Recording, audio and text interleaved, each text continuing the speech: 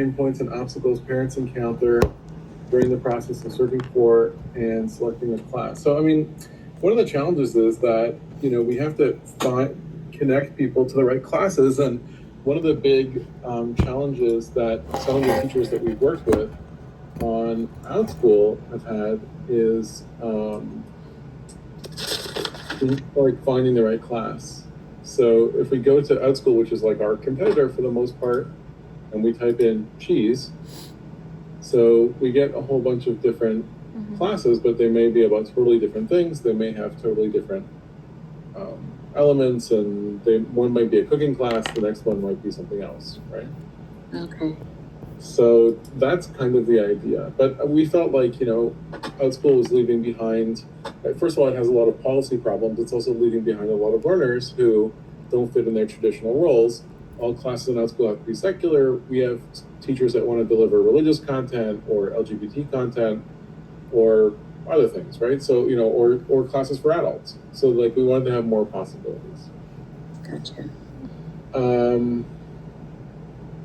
Like right now, we haven't been, in terms of question 3, we haven't been working on the user flow for Class Compass. We've really just been trying to string together what are all the different elements that we need to make it work. We're not under the impression that this looks good and it's the way it should look, but we want to make it functional so it has all the buttons that work, and then we can start reskinning it and building a new UI UX on top. That's the next phase of the project. Okay, gotcha. So the first thing is identifying, like, to sign up. So as a parent, for hosted or non-hosted, as a teacher, as a hosted or non-hosted teacher, as an admin, etc. Like, what are all the different steps that they have to implement in order to get from one end to the other, right? And that way, and in terms of that, we're missing quite a few links. How do users navigate the site, sign up, and things like that. So we have to build those modules to make sure that there's like a seamless experience as you get into the site or take a class, etc. What specific features or information do parents feel are missing? So we don't have parents yet, we don't have feedback, but having worked with a lot of teachers and a lot of parents to come up with the initial idea, I think there's a few things. Like, one of them is discoverability. So we want the ability to be able to like find classes. In this example, we have a few classes, and up on top we'll have like featured teachers or featured classes, and we also have, ones by category. We also have things like, a class finder where you press a button and it will come up with, something like music styles or artificial intelligence or video games. And then this will recommend classes based on this search word. So it's like doing a search, but pressing a button.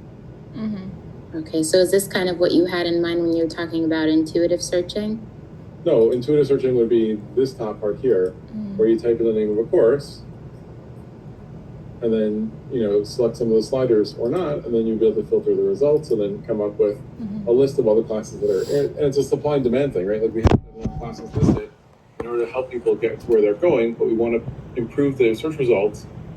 And one of the things that we're doing is parsing that partially. So if you go to something like this, like we have our different featured teachers. So we'll have like technology teachers listed in our top 2 or 3. In addition, we have a whole bunch of classes underneath, and these will be like actual classes that you can see, different elements that you click on it, you get a picture of the class, etc. In other words, this type of thing, which comes from these big buttons, would be similar to this. Okay. Right, just a different way of finding them. So this would link all technology courses versus social study courses versus arts courses and so on, right? But ultimately, they would look like this technology page, where they would have featured teachers and featured classes. Gotcha. Right? Yes.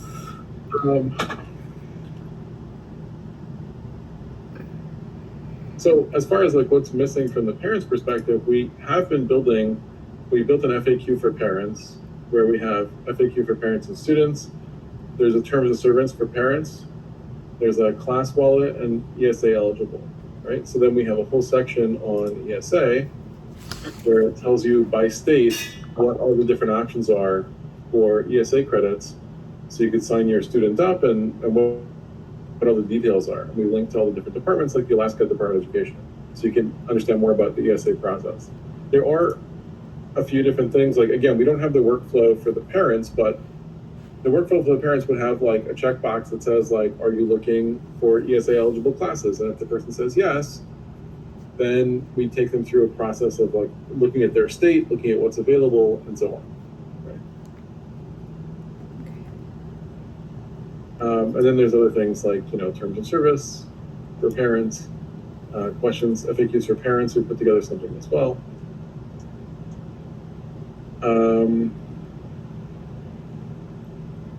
So in terms of number 5, one of the biggest issues with OutSchool and other ones is they started using AI to find classes, which could work okay sometimes, but sometimes it doesn't work at all. So if we type in, let's say something generic like math, there's going to be a lot of classes, and people's classes, even the ones that match a specific keyword, may not be found.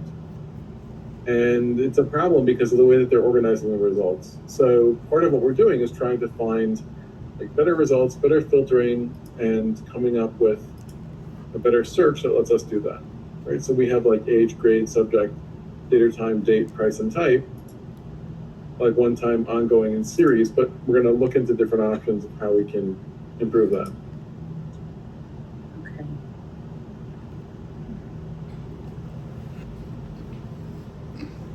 So, searching is something that we haven't got up to that point because right now we don't have a way for parents to sign up, right? Mm-hmm. So, what we're focusing on is what is the workflow to sign up as a hosted teacher?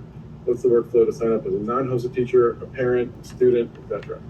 For example, does a student that's under 18 require a parent to first sign up and then add them? Can somebody, like a kid, just come to the site and sign themselves up, right? So that's a question that we don't have the answer to. We do know that in the workflow for hosted teachers, they're going to have to agree to the terms of service, NDA, and they also have to do a background check because they're working with vulnerable sector kids potentially. So that's part of that workflow, but that's only for hosted teachers. For non-hosted teachers, they don't have to do a background check. Right? We don't require a background check from parents or kids, but parents or parents need to sign up the kids. I think if the parent signs up and we have a checkbox that says, are you taking this class for yourself? Are you over 18? That would only give them access to classes for over 18. And then that would, give them a secondary pipeline where the parent account and the the parent account and the student account will be combined, where they can sign up for their own classes because they're adults. Mm-hmm. Whereas, normally you'd sign up as a parent and then they would have a button inside when you log in the dashboard that would say, add your learners. So you click on a thing, you fill out some information like what's their name, gender, age, interests, etc. And that would create a learner sub-account so that they can log in, the kid can log in and see their classes and so on. Right. Maybe the parent could also control their username and password so then they could just log in like they normally do, and the kid gets access only to their things that they're taking, right? Mm-hmm. I mean, in that case, it would make sense to have a button that says, suggest this class to your parent, and it would send, the kid's account would send the parent's account a message that says, check out this cool class that I found, and they can sign up for it. But basically, everything in the parent account, the parent learner account, goes through the parent account, signing up for classes, billing, choosing classes, etc. Right? Creating new students. Yeah, I think that makes sense, but we've been internally we are a little bit unsure about I know we are being asked to do user flow, but there are also a lot of questions surrounding the product, just like what you said, you're not sure, you want to improve how we organize the information, right? How do users search on the website? Is there a particular it sounds like you haven't really decided that yet, so that's probably until we have classes to live. Uh-oh, we lost him. Maybe he pressed the wrong button. Yeah. Uh-huh. Yes. Hi. Yeah, I pressed the wrong button. So, until we have a lot of classes that are listed on the site, the search is going to come back with relatively small number of searches. One of the key things is that, from a policy perspective, we were going back and forth between maximizing the number of classes that we could list at the beginning and actually growing organically, right? By listing a small number of classes, but that doesn't make as much sense. We'd rather incentivize teachers to list as many classes as they want, and then that would, build it up over time. So, yeah, I mean, search is not something that we've really thought a lot about yet, because at the beginning, we'll implement the most basic search possible with filtering. Eventually, we'll get more complicated, but, I think it really only becomes an issue after we launch and we start having people connecting to various classes.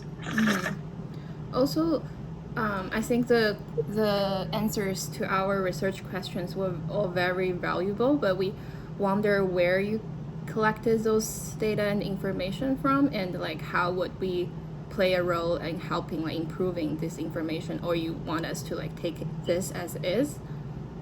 Yeah, so I've been teaching in OutSchool for 6 years, and Nicole's been teaching in OutSchool for longer. I see. I've taught 6,000 students. I have a pretty good idea of how it works, and all the backers that are part of this Class Compass site have also been teachers with thousands of students. So we've probably collectively taught over 100,000 students. So that's a lot of parent-teacher interactions and so on. Okay.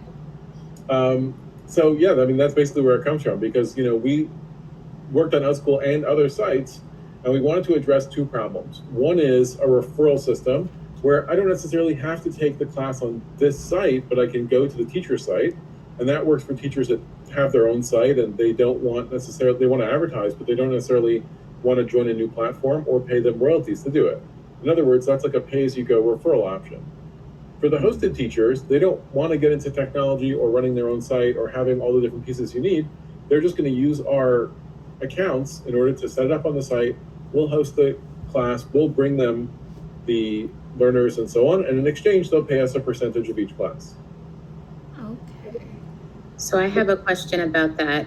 So let's say a student signs up and is looking, so over 18 students signs up and is looking for courses. Let's say they type in math. How will the search results come out for a hosted teacher versus an unhosted? Are they all grouped together, or is it going to be a separate category where it says like maybe check out these? Oh, you're not sure. I don't know, but I would think in that case, it would make sense to have like a label on it that would say like hosted versus non-hosted, right? Or maybe the button that it connects to. So let's take a look at OutSchool. I just searched for math, right? And I got this kind of thing. Maybe there would be a button on the side that would say like, go to teacher site versus take the class here. Again, I don't know. A lot of the features that we initially had discussed, things like search engine optimization or placement, like for example, your course would always come up on top of the course results and so on, and teachers would pay for boosted rankings. Those are all things that's nice to do once you have a lot of teachers and a lot of courses and a lot of rankings, and then it's possible to do. But to launch, we know that with the teachers we're currently working with, we're going to get hundreds of classes initially when we launch. So they're going to add all their classes, and we're going to have many, many different options to choose from. But again, that's hundreds divided by tens of categories. Really, that's only 4 or 5 courses per category. We need thousands of courses to launch. So a lot of the things with like search, display, and the differences between them, we're going to have to work out down the road once we have like more traffic and we can start building from there. But the reality is, for our purposes, we haven't made any distinction between hosted or non-hosted. If you take a hosted class and you click on the button, you'll end up like in a classroom on Class Compass that has a link to join your class on Zoom. It's an LMS just like you'd find in a college system like Moodle or Blackboard or something like that, where there'd be like a message board where you could talk to the teacher, send a message to the class, things like that. In terms of the non-hosted classes, when you click on the link, it would send you to the other person's site, right? Basically. Okay. So Okay. that's basically it. And you, do you think it's like when I use the word tutor, you cross it out and it said teacher? Does it imply that all the people who teaching are like licensed teachers?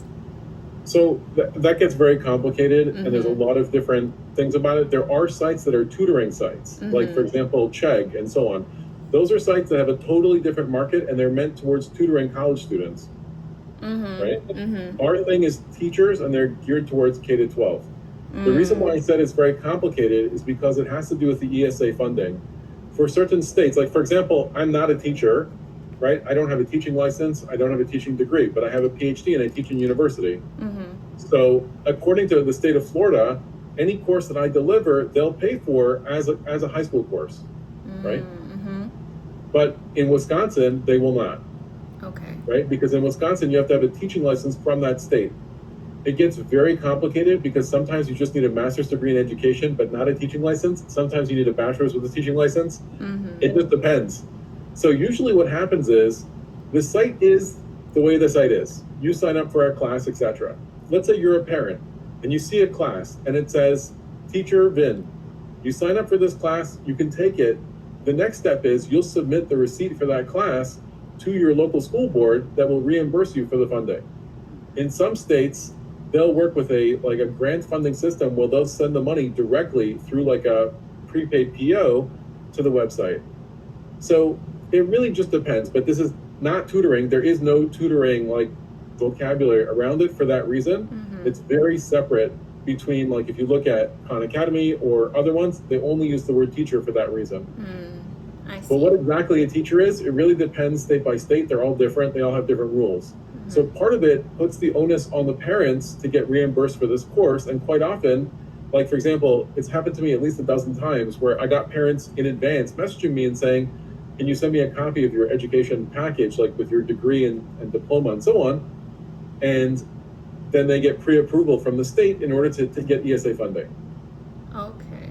So Right. how would adult students get funding? That none of that matters. Okay. Because ESA is only for high school and K to 12. For adult learners, it's just like any other course, like you would take on Udemy or something. Okay. I see. And the distinction there also doesn't matter. They're just adults taking courses from adults. Right? I have a question. So it sounds like you've done kind of your own user research because you yourself are a teacher, you know a bunch of teachers and you have feedback from them. So you understand their pain points from a firsthand perspective. So we probably don't need to do much research on there because you've already identified all the issues with that teachers. Yeah, that's why we were building the site. The Right. whole point was to put this together to do something different, right? And Right. to maybe solve some of those pain points. There's a lot of, like, when it comes down to it, the number one reason why we're building our own site is bureaucracy, right? It's very difficult to manage a site with hundreds of thousands of classes with many teachers all being pulled in different directions.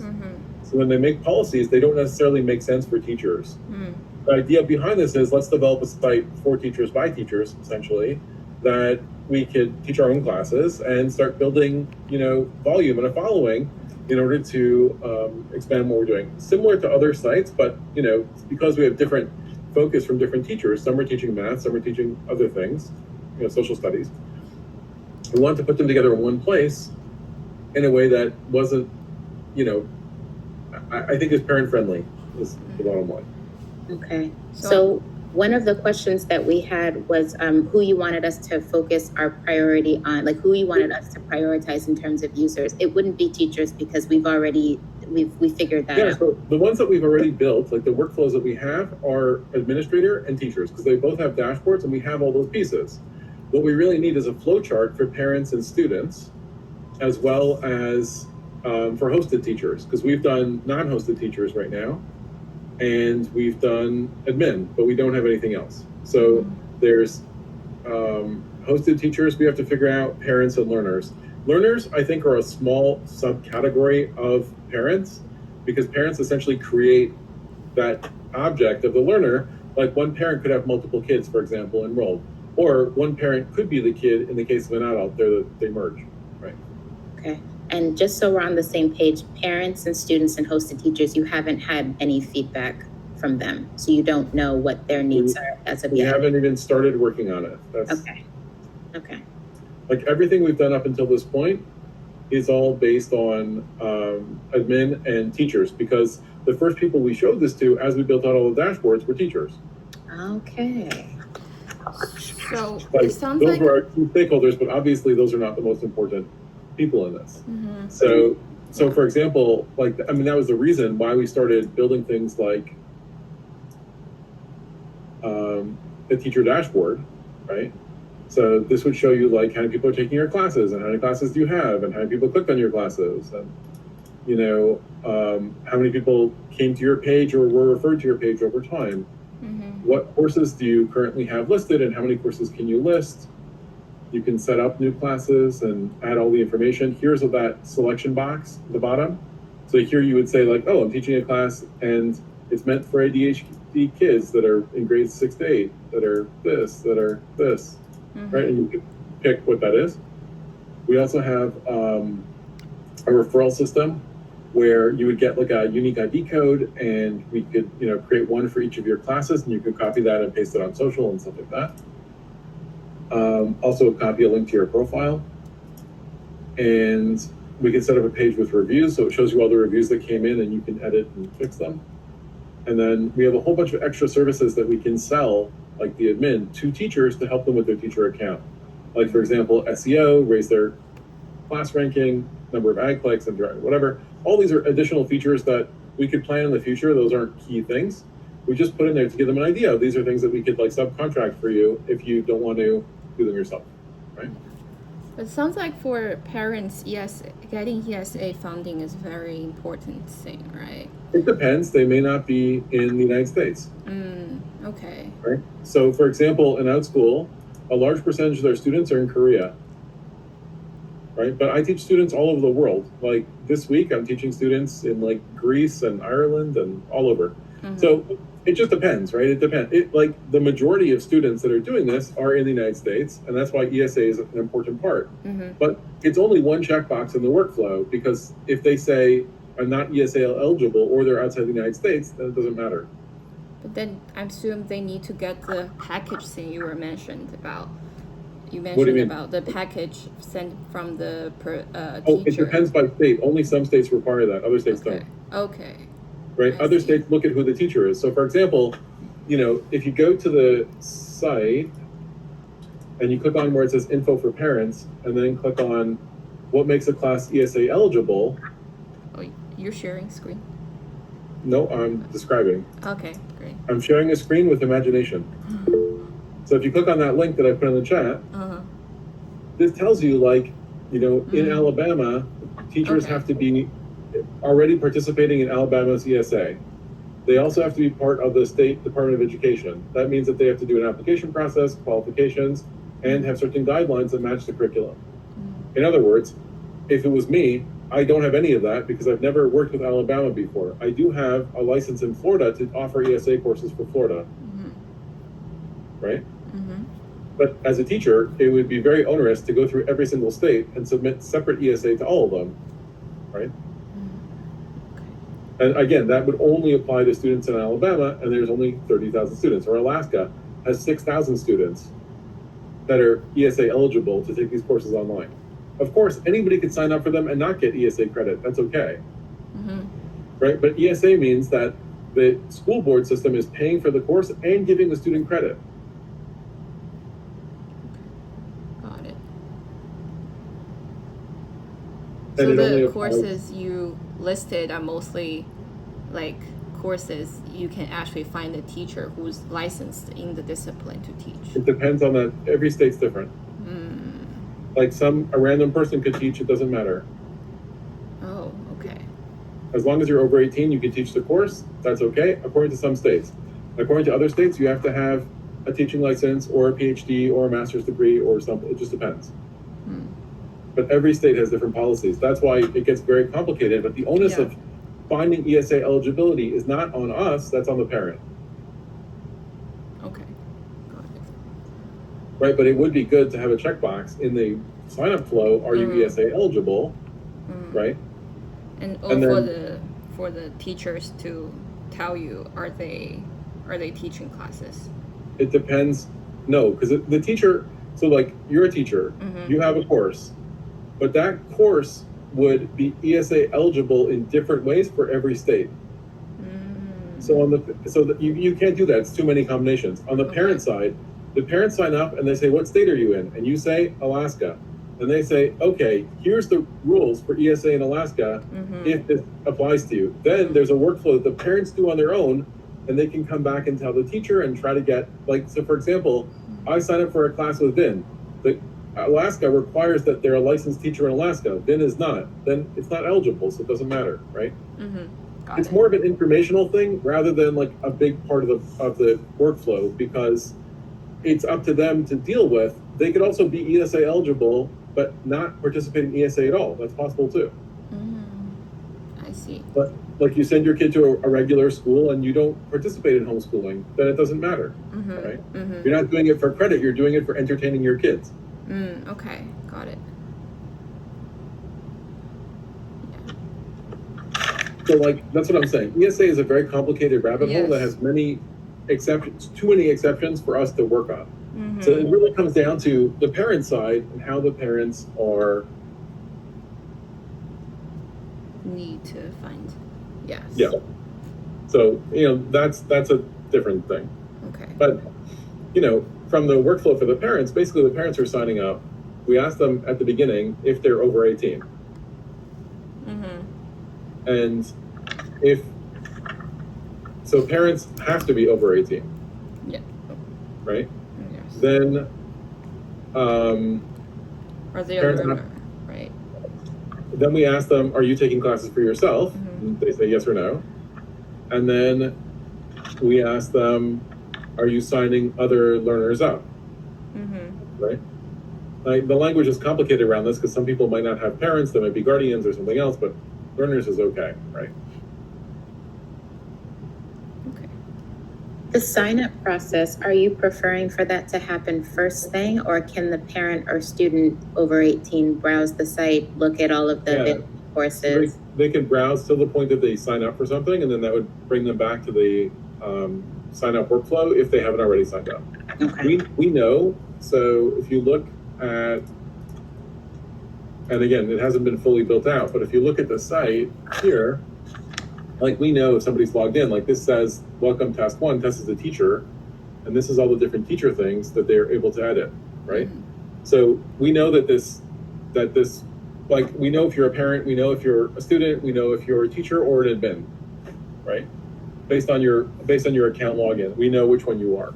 So if you're a parent, and like, I'm gonna log out. So this is the site, the way it looks when you log out. It does say login at the top. And then I go into, a particular class, I click on it, I try to sign up, like, once I'm in there. And I don't know if we have sample inside class page. I don't think we created one. No. Or if we did, I don't remember where it is.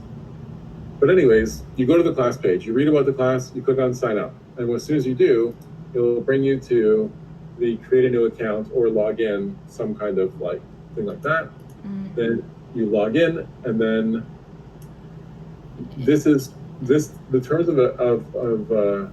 terms and conditions wasn't accepted in this account, so that's why it brings me to that page, right? But we know at this point if you're a teacher or not, and that's why it gives you this. If you try to go to teacher dashboard and you are not logged in, so like I logged out, I went to teacher dashboard, and it brought me back to sign up. It would work the same way, right? So like in this case, I'm trying to go to teacher dashboard, I'm not signed in, or admin dashboard works the same way, or class or parent works the same way. If you are not that user type, then it's not gonna let you log in. Okay. And for the, I think our last meeting, I asked if all the teaching would be live, like it's all one-on-one on Zoom, or like group class on Zoom. No, it No. depends. There's different class modalities. So for example, there's classes that are live in person, and those are synchronous classes. They happen on Zoom. There's asynchronous classes that are pre-recorded but have teacher support. So you go through the YouTube video, you watch the video, you send in your questions, right? That class is asynchronous and it's open for a certain amount of time. You sign up for the class for 2 months and you're taking it online. So that's the difference between synchronous and asynchronous. There's also one-on-one classes where you're the only person in the class, and group classes where it's a normal class, there's many people in the class, right? So it just depends. But all those combinations are possible. And then in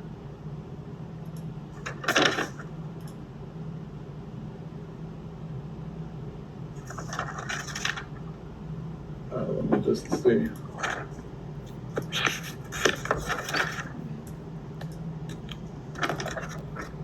Okay, so we created a few different options, but we're gonna make more. If you look down here at the beginning, so this is when you set up a course, you would pick the different like filters that would come up, choose the age category, right? Choose the category like English, math, world studies, etc. So I'll pick like music. The time of day could be like mornings, afternoons, evenings, weekends, or you could leave it blank. Mm-hmm. This one says it's a one-time class, an ongoing class, or part of a series, right? Where And then we have another button here that says they could be synchronous or asynchronous, okay. right? Like synchronous will have Zoom sections, asynchronous will. You will have like a course section laid out where Yeah, you exactly. can access resources and everything. Right. So we still have to work through this and figure out some of the boxes need to be fixed because this one has like course duration. This is the number of meetings in the course. So we have to like work on the logic for that. So for example, you sign up for a class that meets 8 times. I'll show you an example in Outschool. So let's go math.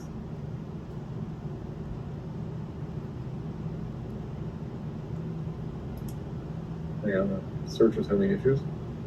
Okay, so this one says it's a group class, ages 11 to 14, 35 weeks, twice a week for 45 minutes. Mm-hmm. And it costs $22 per class, Mm-hmm. right? Whereas other ones,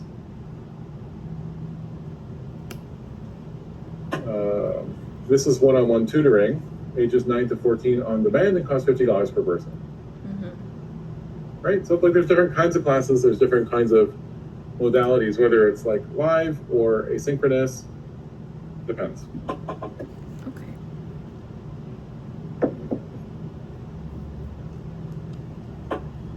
I've got another question. Yeah. So it sounds like you did competitive analysis of your own with Outschool and Khan Academy, right? And a bunch of other ones too. Okay. Do you have any notes on those that we could compare with ours? Let me see what we got. Because we did.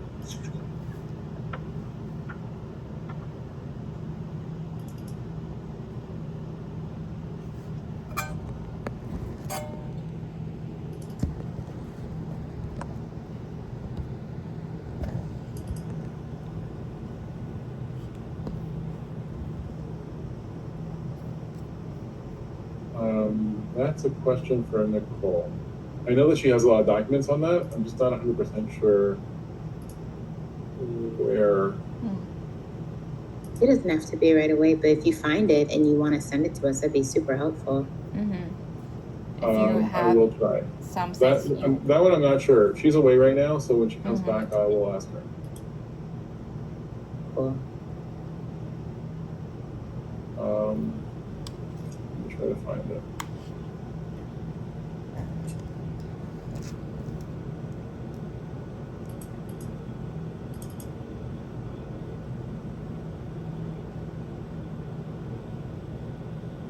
Yeah, we have to find it. There is a lot of documentation, but I'm not sure where it is. Okay. Does it still worth us to do competitive analysis on our own? Like you could look how Outschool works. It's kind of similar, right? Mm-hmm. I mean, we have things that Outschool doesn't have, like adult learners and other things, but the process flow is the same otherwise. There's a whole bunch of schools like Outschool, like sites. I